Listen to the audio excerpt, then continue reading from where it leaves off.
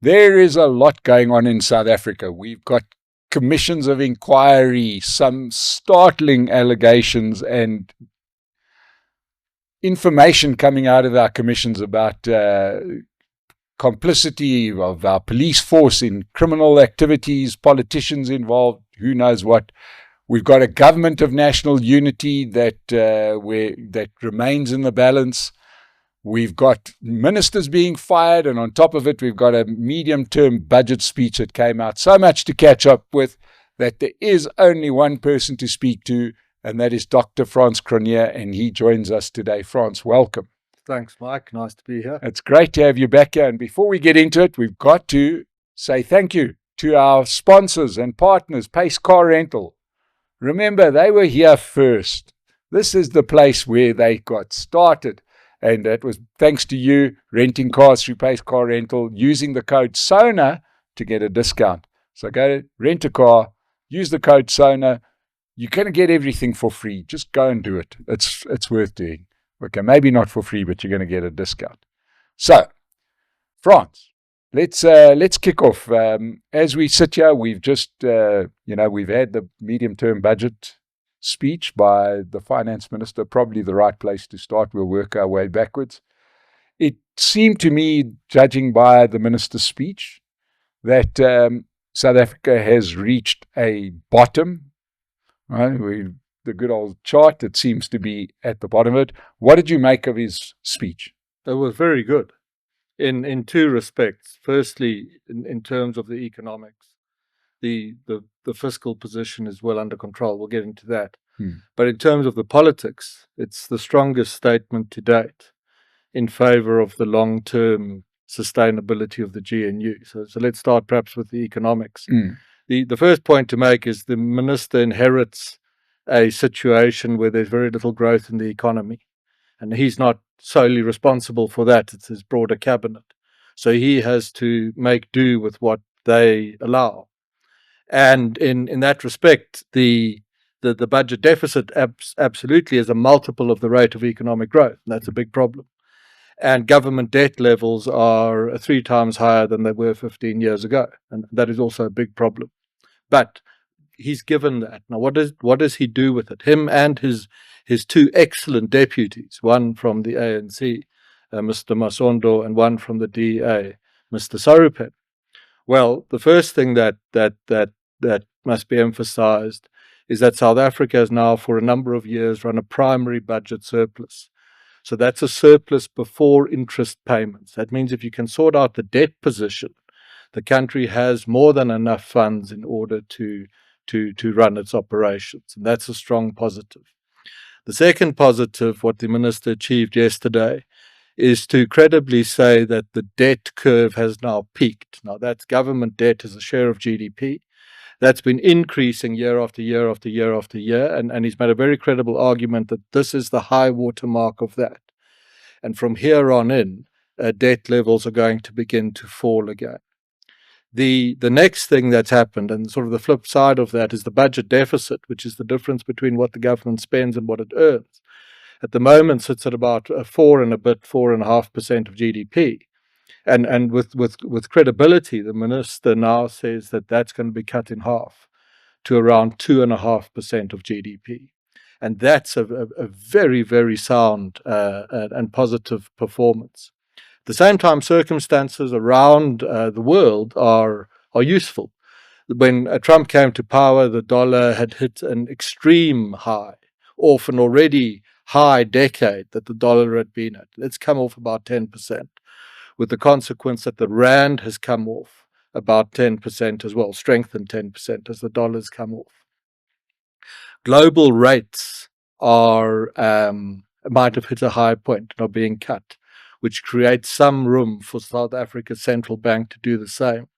Yields on South Africa's bonds, which is how much we pay to service the debt, have come off as well, which means the pressure is way down. And the message, you see it in the rand this morning, the message the minister and his 2 deputies, and therefore the broader GNU, sent to the investing world yesterday is we have this, which could have been a very serious problem, well under control. We have turned the tide on it, and the outlook is very positive.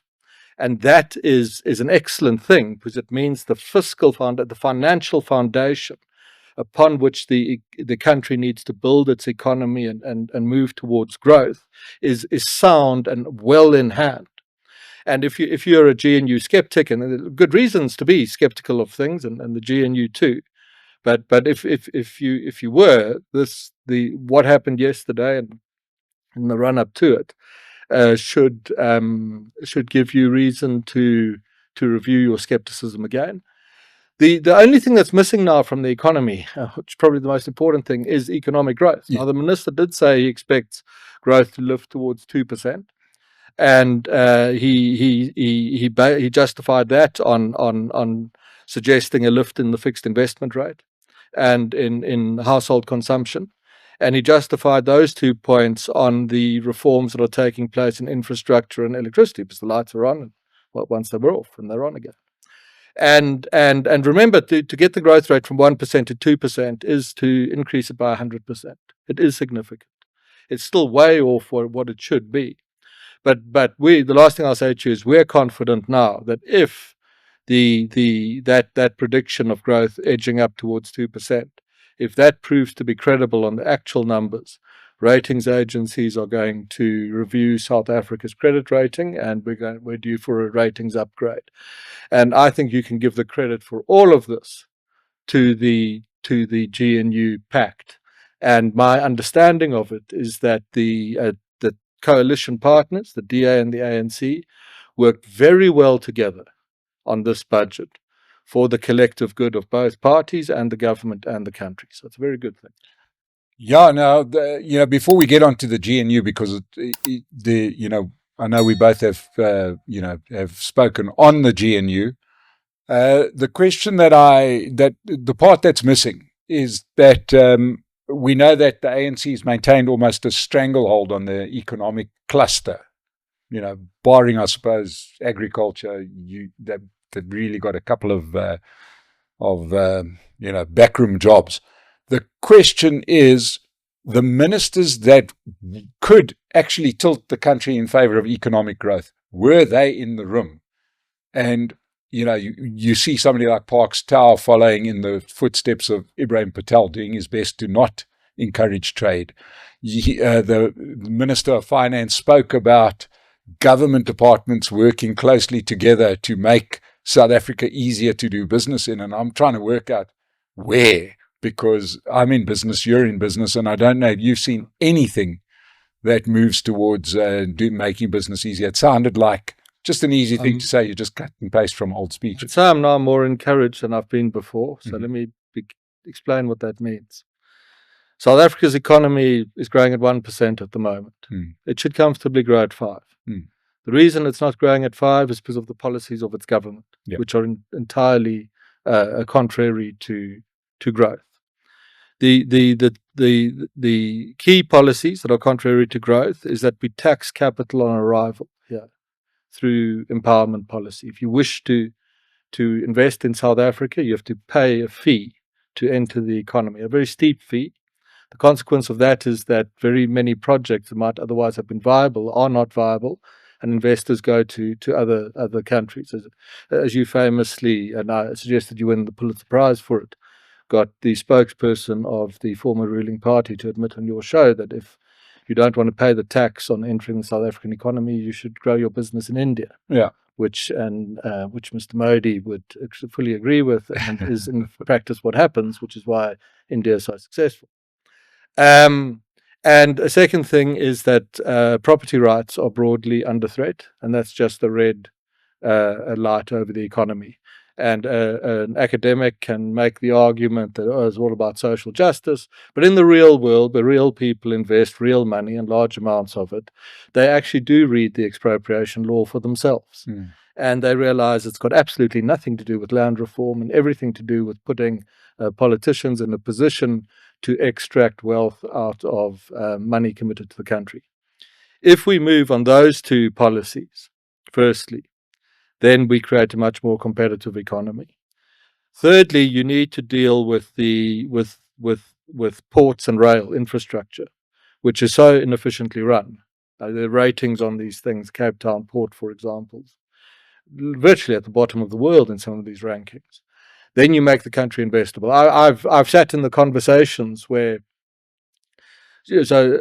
someone might have said, your government says you wish us to come and invest and start build a mine.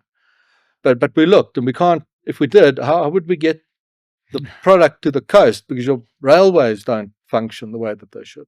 So all those things have to happen. They are not happening at the moment at the pace that they should be happening. So I've qualified a lot. However, it is, let's make a hard example. A few weeks ago, the DA, through its policy man, Matt Cuthbert, had a press conference. And the DA said we must change how we do empowerment policy completely and base it on socioeconomics and the like. And what was the response from the ANC? Well, firstly, Mr. Ramaphosa said the right place to have this discussion is in Parliament. Now, that reminded me of something I remembered about Thabo Mbeki, who famously said he wouldn't debate Tony Leon, because Mbeki, quite correctly from a political perspective, understood that if he debates Tony Leon, it will make the country think that Leon and the DA's ideas have value. Here you have a DA policy person saying we must completely overthrow the foundational policy of the ANC. And the response of the president of the country is, well, the right place to discuss this is in Parliament. It's astonishing how far the country has moved. The ANC spokesperson said two things. Firstly, no, and then secondly, but we are a reasonable party and we are prepared to talk about this. So that for me is an absolutely epoch-changing shift. In private now, if you have a meeting with serious people, it won't be uncommon for someone perhaps historically or still currently close to the ruling party to concede that in as far as empowerment policy taxes capital, it's completely counterproductive, even to the long-term, even to the ANC and its political ambitions. Because the country doesn't grow, they're not jobs, ANC support falls away. Now, 10 years ago, you couldn't even talk about this stuff. And now it's very much the case. On something like expropriation, the Deputy President defended the policy yesterday in Parliament, in a manner of speaking. But at the same time, there are the same conversations, serious ones, where it will be conceded that this is nuts. There's absolutely zero political or economic utility. You are frightening investment away, and you're paying this very heavy price. So absolutely, you can say nothing has changed yet. And the policies remain counterproductive, and that's why growth is still at 1%. All of that is true. But the direction of travel, I think, is starting to change. It's sometimes useful to turn it completely around. If I was a person who believed absolutely, ideologically, a fanatic, that we have to expropriate things and we have to forbid investment if you don't meet the sort of racial quota set by the state, I'd be very worried. And I think it's perhaps time to say that we've got past peak BEE, is a good way to think of it. It's had its run. The arguments in favor of it have been made, but now the balance of opinion is shifting against it. And the most compelling evidence I would have to present, if you said, well, what does your opinion matter? You had a few conversations. The most compelling evidence I have for this now is in the balance of public opinion. And if you poll South Africans and ask them about, here's a good recent thing that we did. We said, if a business pays tax and employs people, should it have to comply with any further BE requirements? And 80% of South Africans, and that goes for ANC voters as well, said no, it doesn't. Because in the public mind, empowerment policy is to make sure that business does good. But where businesses do good, they don't have to comply with empowerment policies. There's not a hard ideological commitment. And if the ANC doesn't read these signs well enough, it will increasingly find itself in a position that it is already in, where the balance of public opinion begins to overtake it. And that is that is the marker of the death of a political organization, where the leadership cannot keep up in terms of its ideology and ideas and policies with what the voter base wants and supports. And we are way past that point on some of these key policies now. So in the same way that I read the budget yesterday as important and positive, I think the climate... Thatcher, that's what we have to talk. Thatcher said it. She said, but before you win the politics, you have to win the argument. And too many South Africans, especially wealthy ones that fund political parties, want to win the politics without settling the argument. And that's impossible because it doesn't matter who you put into power. The old argument about how to run the country prevails, and we do the same thing over and over again. The thing to say, this is the thing, the argument is changing. And if that continues to happen, the politics actually later sorts itself out. Now, are we not perhaps making a mistake by, especially people that do perhaps what you and I do, right? And while we're on that subject, we should have actually led off with what Frans is doing. You can follow Frans Cronjé not just when he comes on to the State of the Nation, but you can follow him through his new news service called Common Sense, which has got videos, news. It's fantastic. Go and find them online. Common Sense, I'm sure they're popping up in your feeds. If you're getting this, I'm sure you're getting that. Watch it. It is great. It's growing. It's going to be a real part of the South African news environment. So let's acknowledge that for sure, because it's very important. But going back to where we are, because we're plugging everything today. But when we talk about some of these issues that you're talking about, are we not creating a problem that we're always looking at it in the terms of foreign investment? Is there not also a big case that we are overlooking the biggest market? You know, I was involved in events, and to me, the golden rule of events that so many people miss is worry about the people who are in the room, not the people who didn't pitch up. And when is somebody going to talk about local South African investment, local South African confidence? I was listening to the Deputy President defending expropriation, doing a ham-fisted job of it, but hey, he did it. And as a South African, not just as a white South African, as a South African, he makes it clear that you don't own your property, which means that you're not going to have local confidence, never mind international confidence. When do we tackle the issue of confidence in a local context? I don't think you can really separate these things, and it wasn't my intention to separate them.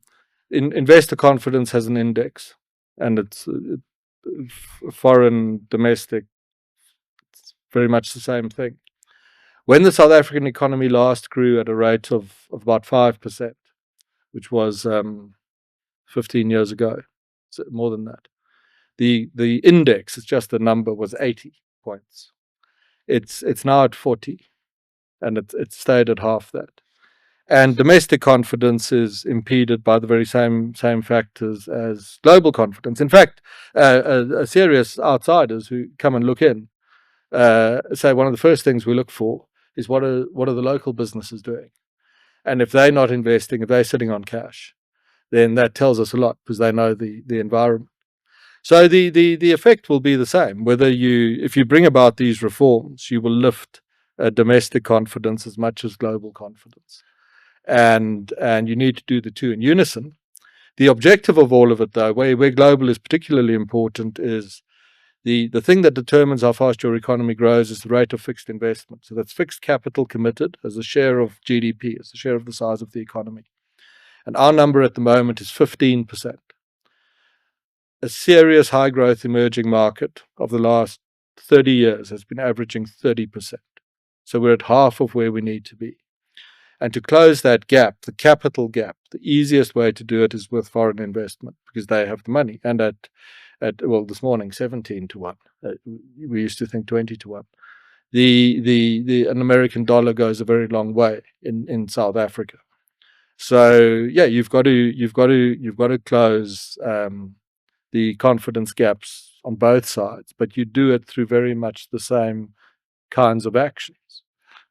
Now, you mentioned that the argument is changing, that we've moved a long way, and the finance minister is sounding semi-reasonable, talking about common sense stuff, but yet this is quite a seminal day because we've seen a minister get fired, an opposition minister. The DA, I'm still not sure of the mechanics because I don't know how John Steenhuisen can fire a minister because he's not the president. But hey, anyway, this is South Africa. We do things our own way. But if the ANC is serious about economic growth, is serious about taking these arguments seriously, when do they start? What do you think they're going to do with some of their crazies? I mean, people like Aaron Motsoaledi, people like Minister Meth, who's pushing, that you have to hire 3.5 colored people in the Free State, that kind of thing. Yeah. Do you ever see them doing anything about it, or do you think that's to throw a bone to the loonies outside of the party? No, it's certainly plausible that they would. You need to give these things a bit of time, to work out. This GNU thing was so significant because, and we've probably said it here before and said everywhere, but for 400 years, let's say the modern South Africa is 400 years old. The territory that we today call South Africa, if you lived in it over that period, last 4 centuries, wherever you lived, there was one really powerful political actor that determined what the rules were. Didn't have to consult anyone else to do that. They just decided. And that kind of remained the case after 94. The ANC had a strong majority. It could make the rules. And what happened in May of last year when the ANC went to 40% is that changed for the first time in 400 years. And you must appreciate what an enormous shift this is for everyone, not just for the ruling party. You can no longer just decide on your own. You need to consult, and for the opposition, you're now in the decision, and you've got to make the decision, and that takes some getting used to. It's probably going to take a decade to get used to it. I was encouraged by the conflict the ANC and the DA had over VAT a few months ago, where others were saying, "Look, it's terrible. They're fighting. The GNU is terrible. It'll never last. Look, it started so badly." I think something very different was happening in that fight. The two sides were kind of learning a bit about each other. The ANC was saying, to hell with you. You don't come here upstarts and tell us how to govern the country. And the DA was saying, well, no, actually, yeah, in the past maybe, but you can't govern without us. And if you want to, go and govern with MK and the EFF, and you can print money and announce that in your budget yesterday. And a very positive thing happens when there's a bit of a conflict like that. The two sides start to understand each other. They realize both sides have some power. Then another thing that starts to happen is like yesterday, a chap of high office remarked to me this morning that look how positive the reaction has been to this on the part of everybody. Everyone's happy with the government this morning on this. And I think for this guy, that's a very important little story because you also get an upside from this GNU. And everyone's getting the by compromising, by giving a little bit. And you need more of that to play out over time. And the DA may learn a lot from the ANC in the process of doing this. ANC are experienced at government. And the ANC may learn a lot from the DA, that maybe, some of these ideas are ideas that we can also entertain. And it's a process. And along the way, things will still go wrong. Maybe the GNU even breaks up at some critical moment, but we'll have future elections that force us back into a GNU again. And the point of all of this is you must read the direction of the thing. Those they're called key driving forces in scenarios, which is where my formal training is. Key driving forces are trends that are so very, very powerful that it's actually quite difficult to change them and reverse them. And if you look at a trend like the ANC, one party's hold on power in Southern Africa, that trend line's pointing in one direction. the trend line on fiscal prudence, on being sensible with your budget. And the minister and the ANC were under a lot of pressure from the left to not do a lot of what they did yesterday. But they went ahead and did it because it was the right thing to do. The two parties learning a little bit from the other side, which I see quite a lot of. These are the great driving forces. You must allow them to play out. And if they continue to play out, then the probability becomes that at some point in the future, the mad minister is dealt with and possibly removed. But it's not a smooth process. It's not. Business people struggle with this a lot, which I understand well why they do, because if you're a successful business person, the economy is so ruthless. You can't take 5 years to make the right decision. You'll be overtaken by your competitor. So business people come at the politics sometimes from the view of saying it's so obvious what we must do. They didn't do it in a month or 2 months. That shows there's no hope. And what business people are doing then is they're applying their decision-making framework to how they think the government would operate. When the government doesn't operate along the same principles, they think that a failure is upon us. But the political bottom line is very different, because you might not reform for 5 or 10 years. You could still be in power in one way or another. If a corporation ran itself the way the South African government has run the country, it would have been out of business completely. And so you need a bit of just the reality of it. It's not that you wish for it to be so. You need a bit of patience and let things play out over time. And not just allow that to happen organically, but to take an active role in shaping the climate of opinion. It's so very important, so that you shape the climate in which the arguments happen, so that these come right. But on all those, on the balance of, we're hard-asked analysts, me and my colleagues. And if we thought it was run for the exits, we'd say so. And we've said hard things in the past. Certainly until about 4 or 5 years ago, we were very harsh and very correct, and almost uniquely so. But our methodology is the same today. The same when we called for you that growth was going to fall from 5 to 1%. That corruption will get wholly out of hand. We called the Natal stuff on several occasions before it happened 3 years ago. We said this will happen. We called the blackouts. We called Mbeki's defeat. We called the Zuma era. We did all of that. And in each instance, the response was a bit pessimistic, or worse than that even, was thrown at us. But we were right. And we're right because our methods are world class. Our statements to you this morning that this thing is good, that the climate is shifting, the arguments are changing, the methodology is exactly the same. It's all that's happened is that the country and the climate has shifted. What we do has remained completely constant. So now we're seeing the GNU, specifically in the form of the ANC and the DA, kind of, you mentioned that they kind of have an effect on each other. Now, I mentioned it earlier, John Steenhuisen announced the removal of Dion George as Minister of Environmental Affairs, Forestries and Fisheries. He's moving him into seemingly the Deputy Minister role in Trade and Industry, the one taken away from Andrew Whitfield. And he's speaking as if he's the president. Yeah. I presume this is because the president is never in the country or never prepared to make a decision. Because John is actually leading the partner in government. The government is a coalition between the ANC and the DA, and therefore John has some influence, and the ANC can't govern the country without his consent.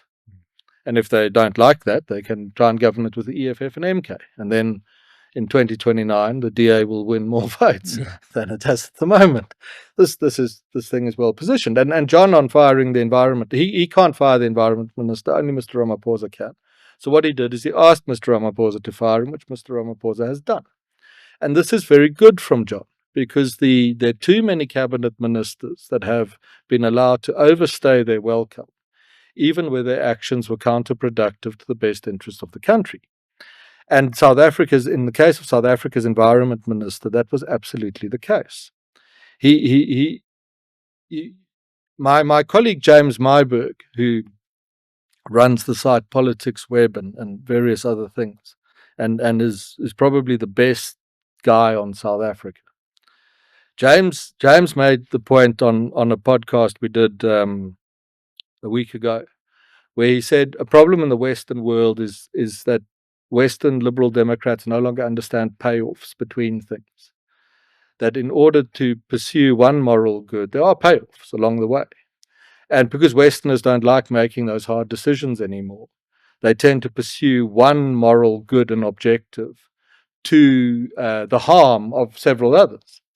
And this was a very good way, I think, to think about some of the actions of the environment minister. For example, he moved to ban fishing with drones. Now, what that is, if you're not familiar, is you can get a drone and you can hook your little hook onto it, and it will fly it out into the water and drop your bait in the water. And the minister banned this because he thought it was unfair to the fish. Now, catching a fish from a boat, recreationally, not a trawler, catches far more fish than flying your little drone. So what was he doing? I mean, there are businesses that sell drones, and some of those are drones for fishing. And so by edict, he banned those. This is not verboten. You will shut down your business and fire your staff because the fish. Yeah. He moved on, but the principle is the same, to curb the lion breeding trade. Now, I don't like the idea of breeding lions, and I think the welfare of animals should be prioritized. And where the welfare of an animal is not at issue in the main, and this is a relative thing, then people who breed lions should be allowed to do so. It's a business. It brings tourists. It earns export revenue. It employs people in a country with a 30% plus unemployment rate. There are many things I do not. You might not like it. Mm-hmm. I don't like it. But there are many other things I don't like. And if I was the minister and I just went around and banned the things I did not like, most recently, people who work in this industry explained to me, we get quotas to hunt from CITES, leopards and rhinos even. And he was delaying issuing those quotas so that these things wouldn't be hunted. And as the one chap explained to me, South Africa has lots of leopards and rhinos because we conserve them well, because there's a market for them. And the wording he actually put to me is there are so many leopards now in parts of the country that they are being exterminated like vermin, is a quote by people who are suffering massive losses as a consequence. But we may issue 150 leopard permits through CITES. Each leopard permit is worth about R1 million in total to the rural economy. But that's not being done.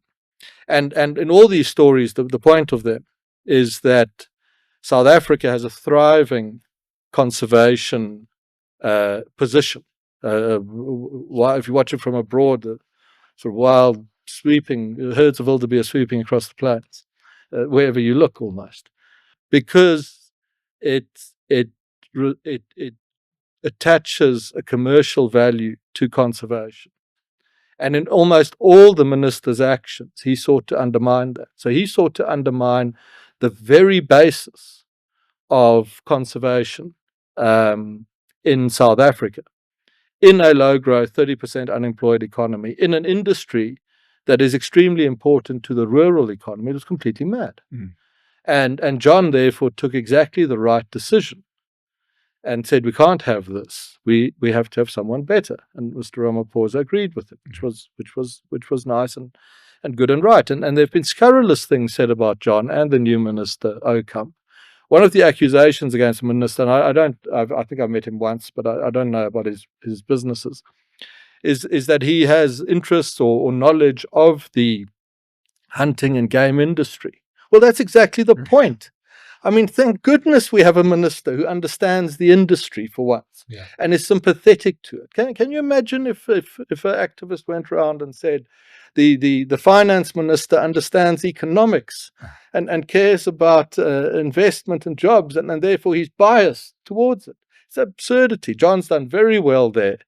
And I think the broader conservation, hunting, game industry actually needs to stand up for itself in the face of these people and say, you know what, we create hundreds of thousands. I read a study yesterday while I'm going on about this to prepare for something from Northwest University, which estimated that once all the knock-on effects are included, the hunting industry contributes billions of rands to South Africa's rural economy.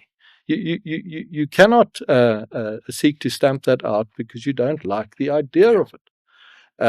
So John did well, and Ramaphosa did well, and while we're having a great show and everything's going so well in South Africa today, look how this worked. He said to him, listen, bugger, I've got a problem here with my man. He's gone completely mad here, and can you help me out? And I want to put this guy in. Mr. Ramaphosa, who also understands this industry, which is to his credit, said, sure, who do you want in? Do you want this guy?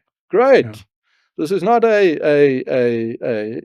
unity government that is falling apart at odds with itself. These are little flashes of something that's very good. Yeah. Well, it strikes me that perhaps the right person for that job could be Ramaphosa, because he managed to sell buffalo that he didn't even have to deliver. People give you money just on the idea that maybe you sold them something. I mean, that could be, he could be the world's best environmental, but on a serious note, it possibly nudges the president towards looking at, say, for example, the Minister of Mineral Resources, who refuses to give mining licenses or to have a proper cadastre in the country, which is pivotal to us unlocking the value of mining. Now, once again, to go back to the budget, the finance minister only has a surplus because we managed to catch the tail end of a commodities boom. The rest has been destroyed because mining has been destroyed willfully. He doesn't only have a surplus for that reason. He has a surplus for that reason, in part. But he also has a surplus for the reason that he has been quite careful on expenditure. Yeah. In fact, for a number of years, the minister has been quite good at putting downward pressure on the debt curve. If you read the statistical annexures of the budget, which run to hundreds of pages, and not just the colourful infographics that are presented, you will see that there has been a lot of common sense is an idea we like. You like that. We think it's the high time. We think the GNU is the definition of common sense, perhaps. And there has been a lot of that as well. The main point again on the minister is you've got to see the totality of the thing. He's in a 1% growth economy. He's under great political pressure from all sides. They're in this new unity government, and he's able to deliver a budget that is widely welcomed across all serious parts of society, and to do so in close conjunction with his deputies who represent the coalition partners. It's a question, I suppose, Mike, of taking things for granted. Maybe that's how we look at it. Is that you shouldn't take for granted that this is the position we'd have been in. Yes, it was perfectly plausible that let's say something else had happened. Let's say the DA had said, to hell with the ANC, we're not going to govern with you, terrible people. And let's say Mr. Ramaphosa had resigned that afternoon a few years ago. And let's say the GNU was MK and the EFF today. And they might have decided, well, we're going to follow what the left suggests. We're going to print a lot of money. There, we could easily have been there. Yeah. And we aren't. And don't take where we are for granted, and don't think that where we are is the worst thing that could ever happen to the country. Okay. We were actually quite fortunate to be in the position we're in. So with that leads us perfectly into a health check on the GNU, which has kind of been, and I sort of use that as an idea, because a couple of things have happened. For starters, second part first, we've discussed the medium-term budget speech, which looks like a triumph of GNU collaboration, right, compared to what we saw in the original budget speech, where heels were dug in, a nonsense budget was prepared, rejected by, it changed the dynamics. Then the first part was that a few weeks ago we saw a meeting for the first time between the GNU leaders. They all got together. They watched our ladies sadly lose the final of the cricket together. They danced together in Vietnam. Everything seems to be, all the windows are facing the sea at the moment, seemingly in the GNU. Now, that's got some political implications beyond just the GNU. The short-term gain is that it looks like they're a little bit more united in vision. But we've still got a few errant policies. We'll have to see which way the wind goes on that. But does it start moving?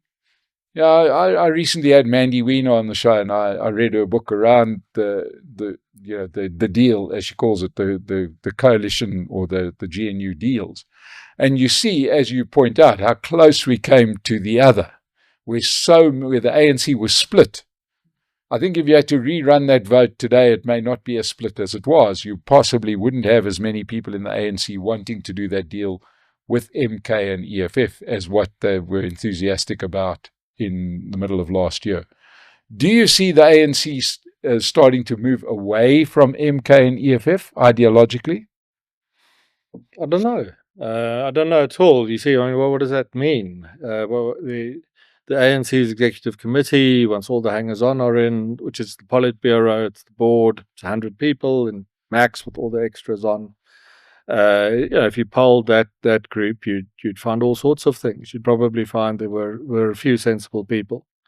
You'd probably find there are quite a lot of people that don't understand much about the world and the economy, which is true across political parties around the world. Not you'd find several others that have been ensnared in this kind of state capture stuff that still goes on, and that would strongly motivate the views that they held.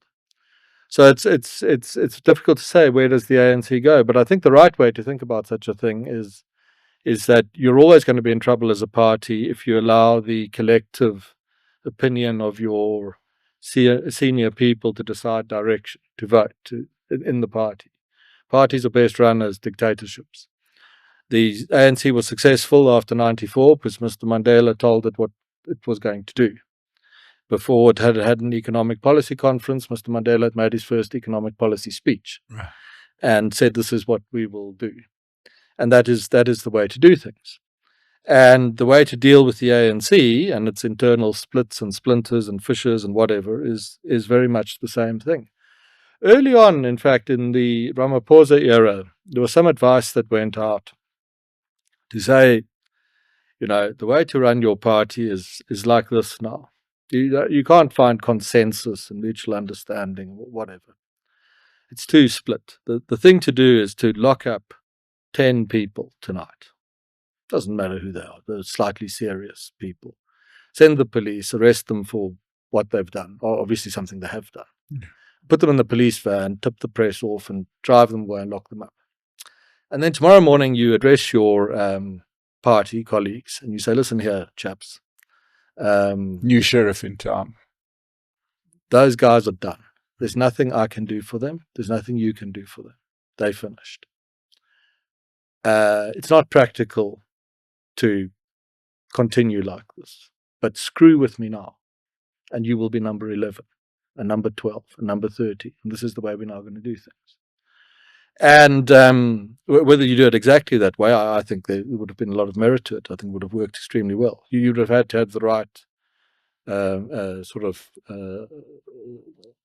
groups of law enforcement and prosecutors set up to execute this.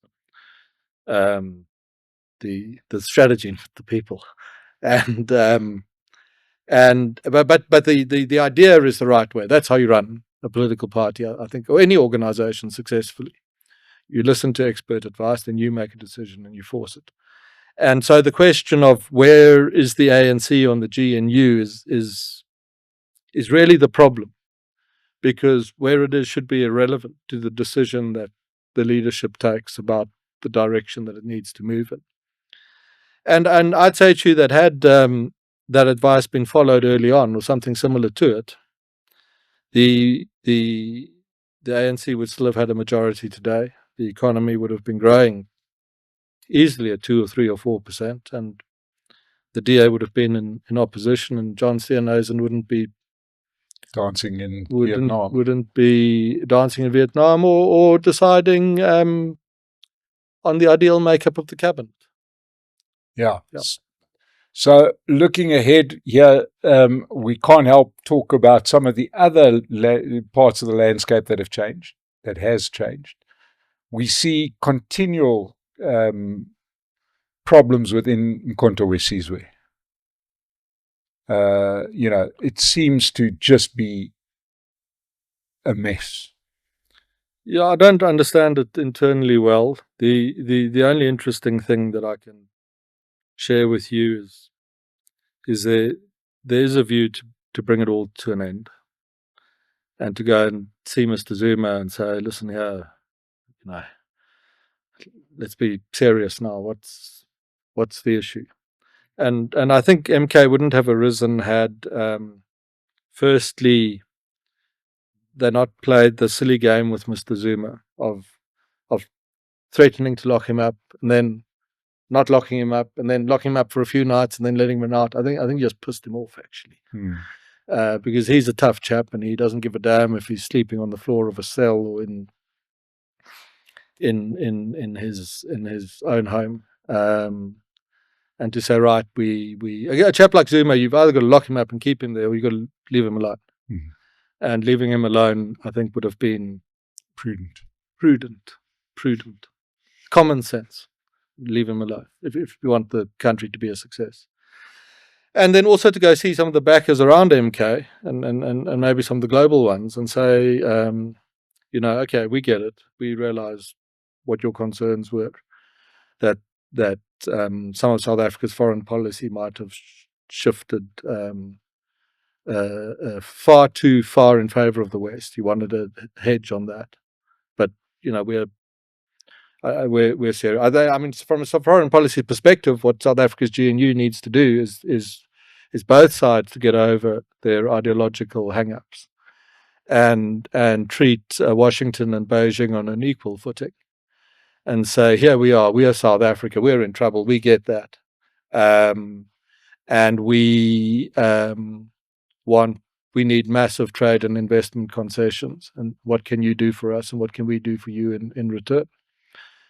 And I think in as far as the ANC is hostile to the West, it's foot dragged on its negotiations in Washington. We could have had a tariff deal 6 months ago, but we don't, just because we're being difficult. And it's not that the other side aren't difficult, except that they're bigger. We need them more than they need us. Yeah. We could have got that sorted out, and so I think if you do that, you address Zuma on the domestic and the foreign side, then you can deal with MK and take the threat of that away. The EFF seems to be having a hard time. I don't really understand what's going on in there completely, but and France, and so the let's say a key driving force at this time might be that this idea of the coalition, that it's two parties now, it's the ANC and it's the DA, and they're going to have to make a deal on how to govern the country, and we'll get a very good read and benchmark on that next year or early 2027 in the local government elections, which in really outside of Natal and the Cape, the DA will win in the Cape, but in Gauteng, let's make it that. In Gauteng, it's going to be ANC versus the DA. And we're going to learn a lot from that balance. And it's going to be a very useful directional indicator to see where a future GNU is going to take us in 2029. France, lastly, we've got G20 summit coming up. Already we've had, Donald Trump not finished with his business with South Africa, not only not coming, but prohibiting anybody from the US attending in his place. Because initially it was like going to be the Vice President Vance that was going to come out. Now no one's coming out. And that's had a knock-on effect to the people really close to the US, Argentina, Mexico. Are we not heading? What's your view on what's happening in the G20? I mean, it's going to go ahead, but is it just a sort of a Pyrrhic talk shop thing? So it's an opportunity, the G20, but something like the G20 is a microscope. Shines a microscope on the kind of country that you are. And if you're a great high growth economy and so on, then the G20 shows that to the world. And if you're not a great high growth economy, it also shows that to the world. So the G20 in and of itself it's like my answer to you on the ANC question. What the ANC Politburo wants should be irrelevant to what the ANC does, essentially. What we do with the G20 is it's really a mirror to ourselves, and what it will show the world is very low growth, very counterproductive policies, but a lot of potential, and cheap. I mean, one of the arguments on South Africa now, we're spending a lot of time, clients on this, is South Africa is cheap to buy into, just in any sense. The valuations are low. The PE on the stock market is low. Property is, in the global sense, cheap. The exchange rate, if you're buying in dollars, very favorable. If you host people for dinner here who usually eat in London or New York, they remark that it's for free.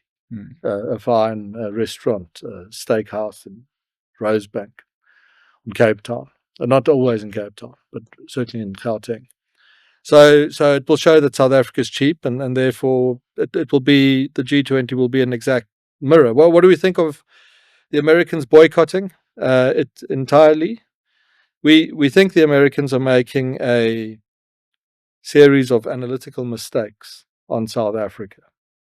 One of those mistakes may be to think that South Africa is like the West, where there's a deep gulf and divide along ideological grounds, with a hardening right faced off against a hardening left. And the one is your enemy and the other one is your ally, and that's how you run your politics. And in as far as the assumption is that that has happened in South Africa too, as it's happened across much of North America and Europe, that is wrong. Because South Africa is not a deeply divided society. We do not have this great gulf of opinion. A culture, we don't have a cultural gulf. Culture is the collective values of people. And the collective values of white people and black people in South Africa on the polling, and I know because I've done it for a long time and I chair a polling group, so I have credibility.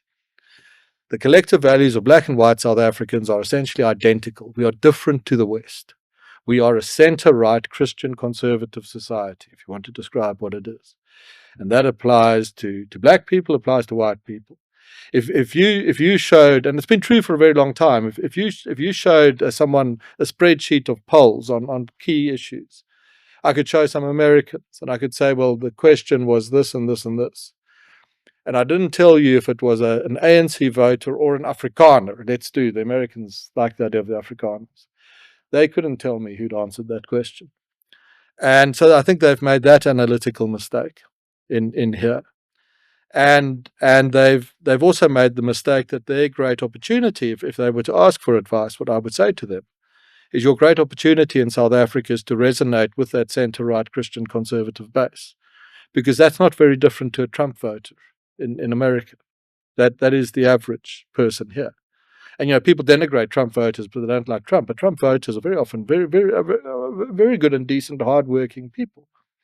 And if we had a delegation of Trump voters, let's say we randomly selected 20, and we randomly selected 20 South Africans, and we sent them off to a convention for the weekend, they'd leave as friends, and they'd visit each other in the future because they'd like each other.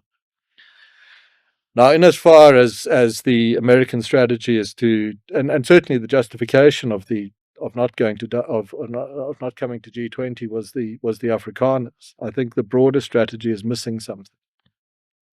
You can't make that statement without talking about the Afrikaners as well. So what's their position in the country? The first thing I'd say, the Americans talk about Afrikaners in terms of crime, that they're being massacred, that their property rights are under threat, and that BEE screws them over. But I'd say to an American, That's not unique to them. Farm murders are a terrible thing. And we're working on some very solid numbers on those. And we are confident enough in what we have already to say farmers are more likely to be attacked than anyone else. And those attacks are much more likely to end in a homicide than a normal armed home invasion robbery. But black farmers are in exactly the same position as the whites. This idea, and as far as it's suggested by American commentary, that it's the whites versus the blacks is false, completely false. The second point on property rights. Yeah, the expropriation laws is a dangerous thing and can be applied to expropriate any fixed or movable asset. And obviously, given the rhetoric occasionally against farmers, you might think they're a particular threat of this. And that's true, but that's also black farmers. But more than that, the thing we'd say to them is, Americans, is, but before you, and it's very important to think about property rights, but remember there are millions of people who still don't have any. Before we talk about those who might now lose theirs, across the eastern half of the country, more than half of land by productive value is in black possession, but not ownership, because it's the policy of the government to deny black landholders title to that property. And if you're concerned about property rights, therefore, which you should be concerned about the people who've already in practice been expropriated or remain expropriated, rather than as much as those who might now be. And in terms of black economic empowerment policy, the evidence led before these various commissions has shown how that's been abused. And the consequences, I think, are felt far more harsh. I'll confidently make the statement. The confidence of failed empowerment policy afflicts black South Africans more than whites, because whites face the consequences from an environment of multi-generational middle-class support structures, which is very useful, and strong global ties, which allows a real sense of entrepreneurship. For many blacks who actually still need state support to get somewhere, they suffer worse from this, which is simply to round off the point I might make to the Americans, that you could stand on all these issues, a crime, you could stand on the issue of property rights, you could stand on the issue of empowerment policy, and you could make a case and justify your position on South Africa if you chose to. But you would do so with credibility and to great effect if you realize that you are talking about the broad majority of people. But by making it about the Afrikaners alone, you discredit your case, because South Africa is not split along those lines. And the last thing to say on that, I think, is at the time that this refugee business started, that the Afrikaners would go as refugees, I thought that if I were an Afrikaner leader, that I'm not. And I might have said to the Americans, thank you very much. This is that you care about us, because it is that. But we can't stand in that queue if black South Africans that suffer the same as us aren't also there. Because at the moment, in practice, the American policy is this, that a white South African could go to the embassy and say, I was attacked, and here are the bullet holes of the last attack I went through, and I don't have any property rights, and the government uses BE to screw me over. And the Americans would say, welcome to the USA. Yeah. But if a black chap stood in that queue and said, listen, I could introduce them to the people, because I know some of them. Here are literally the bullet holes of the last time I was attacked in rural South Africa. I have no property rights on the land that is mine and my family's, because the state doesn't allow that. And a BE do not think this is to my advantage. The Americans would say, sorry, we're not interested in talking to you further. If that is, and that is the contradiction in the American policy. And if it doesn't resolve it, it will not be successful in its efforts to build strong ties with South Africa. Ladies and gentlemen, perhaps South Africa is at an inflection point. We've been at many inflection points for so long in this country, but perhaps things start getting better. And we're not interested in leaving the country. We're interested in staying here and creating a future for all of us. It's starting to look more and more likely that after trying to kill each other unsuccessfully, we might start working together. Frans Cronjé has painted a very, very positive picture of where we are, given where we've come from. And the foundation, which I think is the key word that you used, Frans, has been laid for much better in the future if we just keep on making some sensible decisions. Thank you so much for sharing your insights and your wisdom today. To everybody that joined us, thank you so much. Remember, support Pace Car Rentals, support the State of the Nation by subscribing, and go and check out Common Sense, where you can hear a lot more from Frans Cronjé. Frans, thank you very much for joining us. Thanks. Thank you.